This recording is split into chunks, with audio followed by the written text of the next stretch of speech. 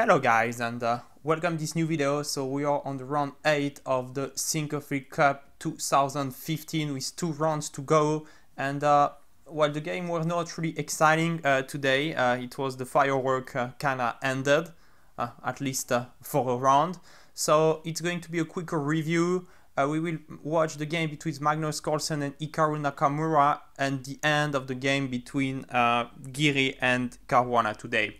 And in this game between Carlson and Nakamura, so Carlsen is something like plus 11, won 11 more games than Nakamura, I guess. So he's plus 11 against Nakamura, and he plays d45. He needs to win to maintain some chances to win the tournament. So here is the opening. So Carlsen is white. We know that he's a positional player, good in the endgames, and Nakamura is a tactical player. So if Magnus can get a calm endgame with a slight advantage, it would be a very good achievement for him out of the opening. So this is all theoretical, a3 is theoretical. Here, according to Kasparov, which was in the commentary booth yesterday, the move b6 here is the good move for black. Well, I think we can trust Gary Kasparov. Nakamura played c5. This is theoretical, so we see a big fight for the central squares. It's pretty much symmetrical, I mean the pawn structure, so all the big fight is around those squares now. White is taking, knight f3. Somehow we could see an Isolani arise at some point, but it's not the case for the moment. Knight c6, queen c2. Queen a5, rook d1, all that is theoretical still. Bishop e7, bishop e2. So, I mean, both players, as I said, contending for the center as in the Queen's Indian. The tension remains for the moment. No isolated pawn. The best move here by the theory is pawn takes c4, bishop takes c4, knight to h5, castle, knight f4, and pawn f4. And this is a theoretical position. This is the main line in this variation. And white is supposed to be better here, slightly better, because this bishop has troubles to get outside, and white seized the open fight and has a better development. But black has the bishop pair, and white has a weak, a shattered pawn structure. So I mean, it's an unbalanced position. It's more comfortable to play with white, but it's nothing special. It's no big advantage. So this move knight e4 is supposed to be dubious. I mean, it's not supposed to. It's a dubious move, and this was a strange decision by Nakamura to go to this variation. So we'll follow a pretty much forced line. Take queen c3, pawn c3, pawn d5, rook d5, bishop a3, winning back the pawn, and knight to d4. So this is still theoretical. This was already played, and after knight takes d4, because white is black has to take, because black doesn't really have move. This bishop cannot go outside. I mean, you don't have any useful move. If you don't do anything, you just get under more pressure. So you have to take in order to be able either to play the bishop or push the pawn. And so we come to this position, and this position is really favorable for white. Why is that? Is that look, I'm not sure you know the Benko Gambit, but I think a lot of you know the Benko Gambit. And in the Benko Gambit, we give, I mean, we are black and the opposition is white, but I mean, here it's like we are the white side. I mean, it's like we did the Benko Gambit. The thing is that those two pawns, they are really easy to threat with their pieces. Like, I just bring my rook to a1, rook b5, bishop f3. I mean, it's not hard to attack them. Those pawns on c3, d4, they will be safe. I just bring my king on d2, and it's hard to hit them. And the thing is that it's like in a Benko Gambit when you don't have any pawn, you are not a pawn down here. It's materially equal, and those two pawns b7, and a7, they are going to be weak and they are really easy to attack. Over that, white has the better development as well. The king is going to be really on a good square on d2 as it comes now. It's an endgame, so the king is a playing piece. I mean, you don't have to hide it. It's just well protected by its pawn. It protects the pawn, so all that is looking good. So it's like being half a piece up, let's say, with this king on d2, and now those two pawns going to be trouble to defend. So king d2, bishop e6. If bishop b7, rook b7, bishop takes g2, black seems to win a pawn, but can you find the deadly move for white here in 6 seconds?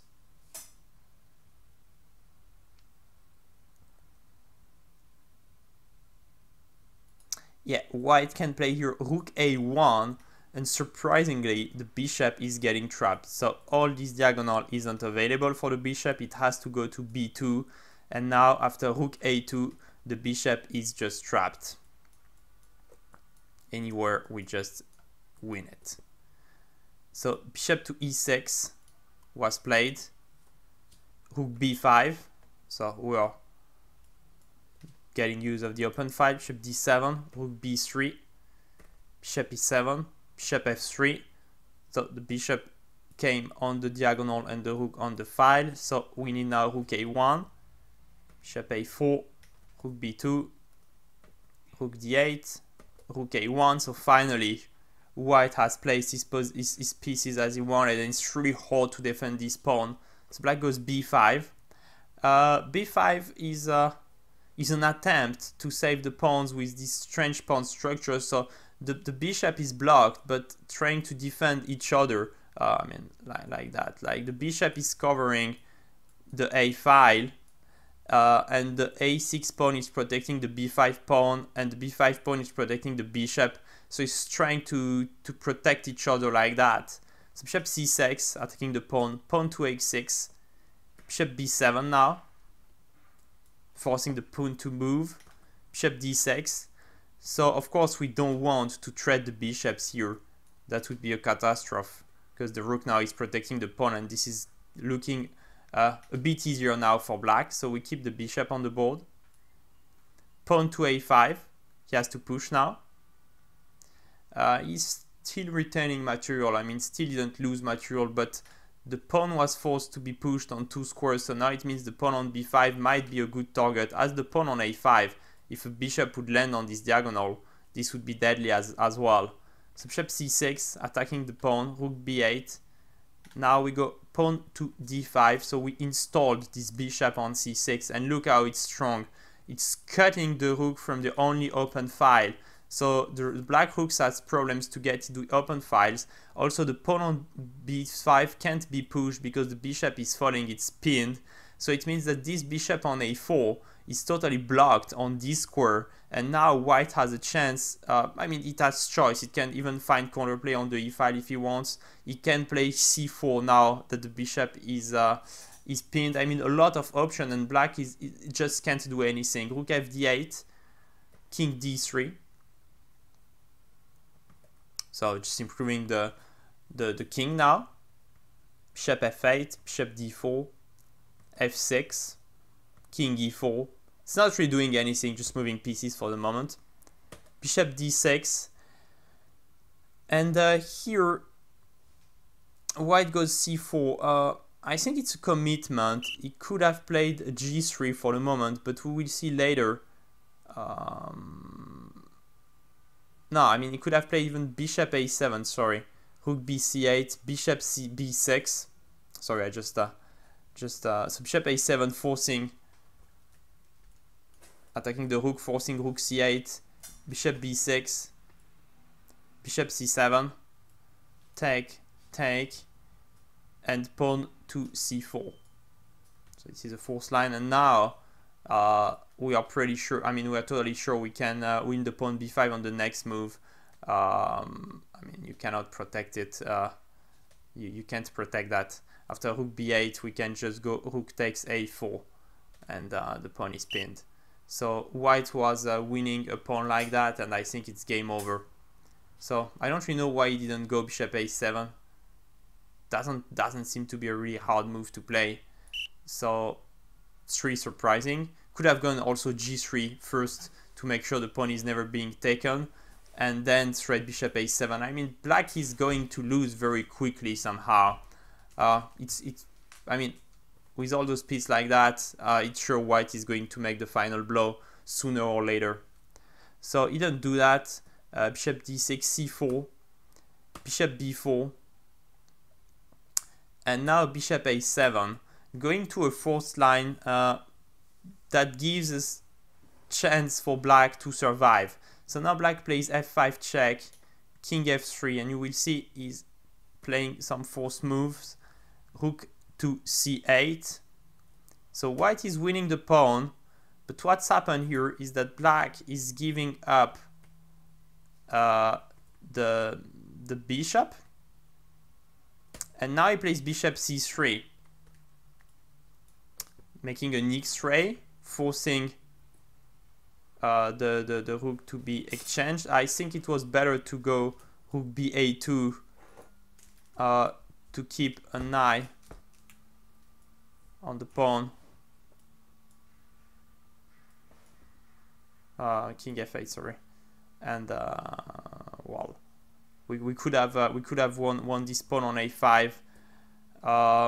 Well, it's not that easy now to get the bishop away, but it was a way to play that. Carlsen went rook a b1, bishop takes b2, rook takes b2, rook takes d5. And so here what do we have? We have two bishops against a rook and a pawn. The thing is those endgames is that you got to keep a pair of rook, because you don't, I mean, if you trade those rooks, like black is having the control of the files, and once there are two rooks on the board, it's easier for the bishop to attack the rook. It's hard. I mean, every time you hit a rook with the bishop, it has to move away. So the more rook for black, the more annoying it is. From the other end, with white having a rook, it means that we can make some jobs on files and on ranks. So it gives us more flexibility with our play. So it's a good thing to have a rook. That's why here a good move would have been, well, he could have played bishop a4 with white. I'm keeping two rooks, trailing bishop b3, or he could have gone some bishop e3, some pawn to g3 as well was playable to make a hideaway square, like rook e5, bishop d7, rook c3. Just some moves that I looked at, and bishop e3. And trying to improve slowly the position of the minor pieces, hide the king away, and I mean, get those rooks into troubles to attack them with the bishops.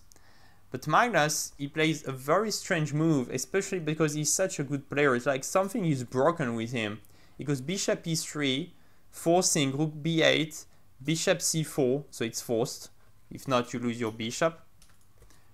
Rook takes b2, bishop takes d5, and king to h8. So he doesn't want to bring the king into the game, because it would be dangerous to have the king on f8. Some checks might arrive. So king h8, hiding the king. And the thing here, you will see how it happens. Let's go a bit further in the game. Bishop d4, rook b1, king e2, a4, g3, a3. The thing is that with this rook controlling the b file and the pawn being so close to the end zone, it's impossible for white to stop the pawn and to eat the pawn, because the rook is always going to cut the king away. So just play some moves, because some practice sometimes is more interesting than a lot of theoretical talks. Things that if you go with your bishop to hit the pawns, this one is pushing away to queen itself. So you cannot do that. King h7. So black now found a little square for the king on g6. So it will be safe and protecting the two pawns if he needs. Or he can also play pawn to g6. So if you have the two options, the king is doing good. Bishop c4, pawn g6. So he decided the option to get those pawns on light squares. King c2. And here, black went rook e1, which is a decent move as well. We will see why. He could have decided just to go rook b8. I think it's even easier. because you will see I played some moves, bishop a2, trying to find some plans to get the pawn, rook b4, bishop c3, rook b7. So like that I cannot get in, so I try to play a king d3, maybe trying to play king c4, bishop b4 and king b3. But here black goes rook e7. So when I go king c4 now to play the plan, it's made by rook e2, so no time for that. So I went bishop b4, straining the pawn and the bishop. Black goes rook c7, thinks that I cannot take the bishop, the pawn, because of rook a7 and the two bishops are on the same file. So I went bishop c4, straightening bishop a3 now. Black goes rook a7, it threats a2.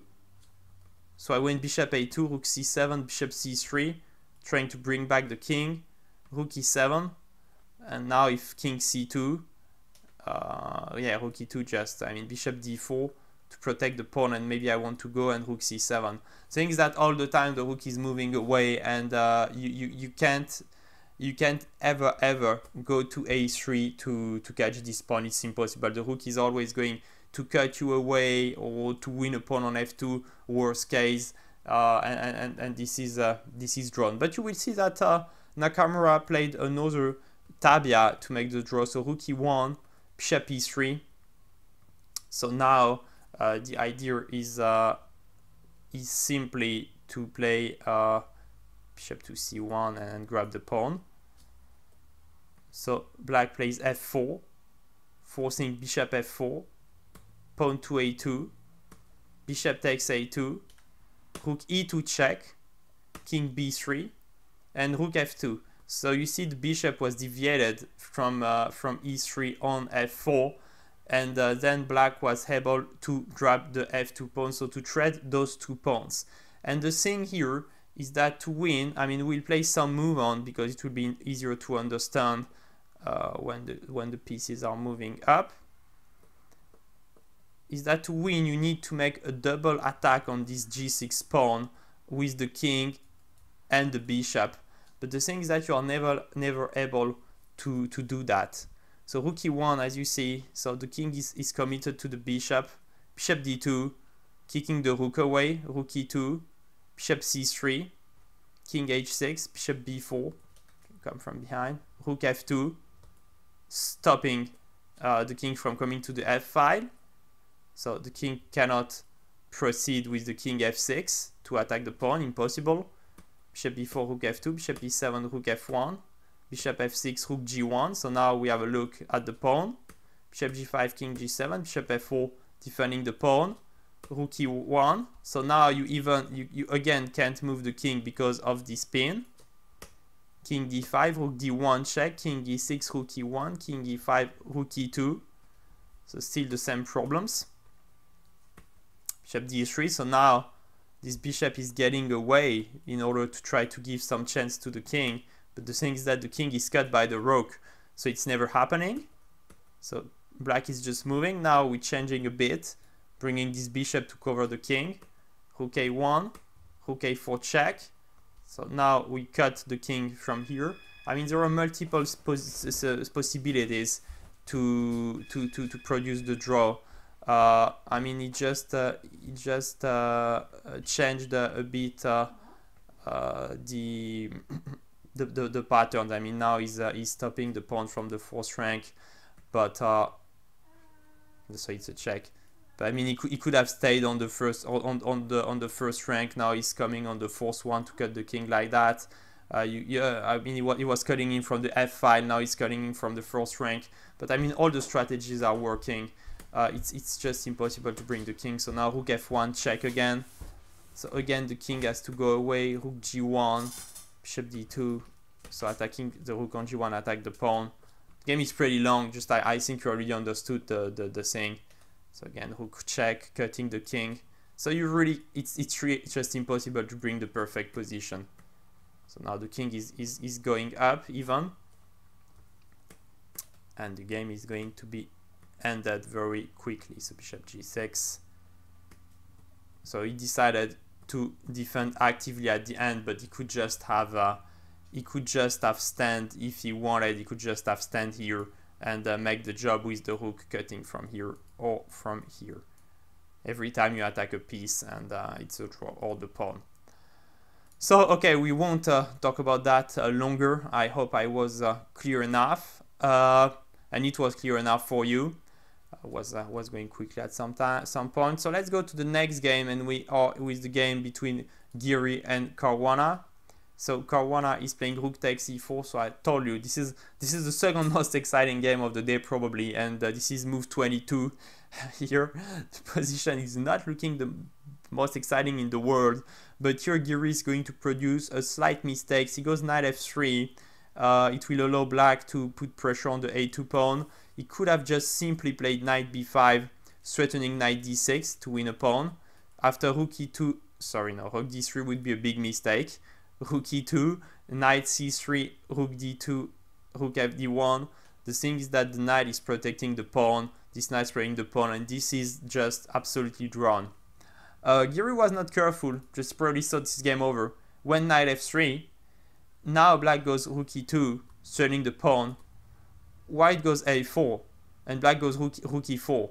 And suddenly, we can see that Giri just blundered the pawn. It's not a big deal because this pawn is extremely weak and we have time to activate the rook. But still, I mean, from an absolutely drawn position, you put yourself in an uncomfortable position. So Giri plays rook c1, rook a4, pawn to h3. It's always a good prophylactic move, just to make sure no checkmates. But okay, the rook is landing on c7 on the next move, and we find counterplay. Rook e8, rook c7, pawn to h6, stopping the knight from coming to g5. Rook b5. So now we are saying with white, you can't move your knight because it protects your pawn. But if you don't move your knight, it means your rook is also committed to the knight.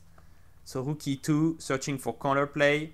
Knight to e5. So both players are bringing the pieces in. So rook b5 is able to support the knight. Rook a1 check, king h2, rook f2.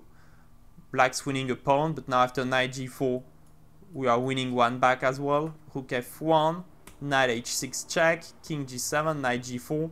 So we traded f2 against h7. Give a check. Rook b1. So now if we trade the rooks, this is a catastrophe. I mean, maybe it's not catastrophe, maybe it's playable, but you don't want to let this pawn being pushed like that. It can be really quick. So white doesn't want to trade rooks. When you are down in material, usually in the rook endgame, a very important rule is that, I mean, if you are up in material, you want to trade a pair of rook. So it means if you are down in material, it's better to keep the rooks on the play. So rook d5, rook d1, rook b5 coming back. So black's trying to make improvement. Plays rook d6. He wanna play pawn to b6. Knight to e5 now. Having a look at the pawn. Black's covering it. And white's playing rook c3. Probably knight g4 was a better move, because when the rook comes back, you go back knight e5. And if the rook goes on f1, I think you can come back on e5, and he's never able to play b6, so he cannot do much. But he went rook c3, releasing a bit the tension. Rook f5. Now we have the pin with black, so less tension on the 7 rank is good for black. Rook c5,